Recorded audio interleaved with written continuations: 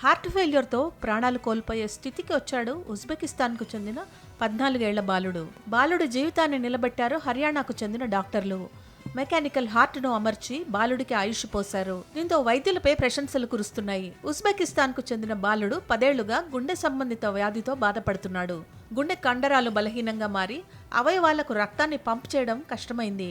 వెంటనే వైద్యులు కుర్రాడి ప్రాణాలను కాపాడటానికి లెఫ్ట్ వెంట్రిక్యులర్ అసిస్ట్ డివైస్ లేదా మెకానికల్ హార్ట్ ని అమర్చాలని నిర్ణయించారు.